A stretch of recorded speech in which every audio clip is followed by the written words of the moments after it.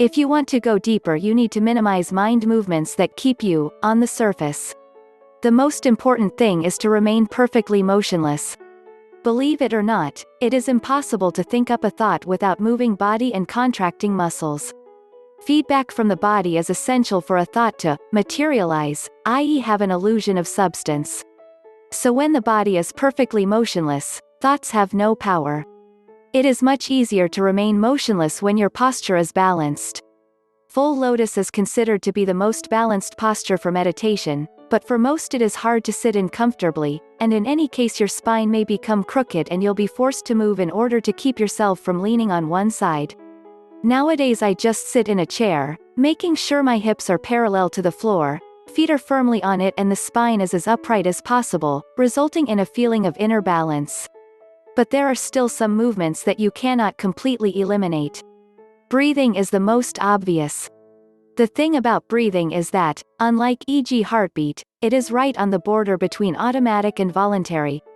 It provokes your mind to take charge of it, which causes mind to move, which causes you to float near the surface rather than going deep.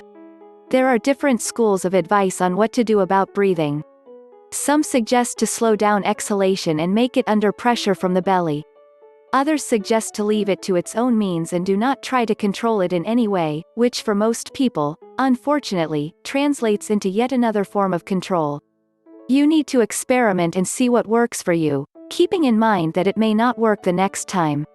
Forming expectations is a sure way to stir up your mind and prevent it from calming down and going deep in the meditation. Meditation should be like an adventure, see where it takes you. And, finally, thoughts. All of the above preparations will help in taking away the fertile soil on which thoughts grow, but they are like a moving train, they won't stop right away. Thoughts will continue to come. What to do about them? Notice them and admit their appearance, without thinking about their content. The fact that a thought has arrived is true and should be admitted. The content of the thought is neither true nor false and should be ignored. If you can't ignore it, admit the fact that you can't ignore it. And so on. Think of this as unwinding a spool of yarn, keep doing it regardless of how much is left and whether the end is known. Next thought, next loop. If you don't add new loops by inviting thoughts about thoughts, you are on the right path.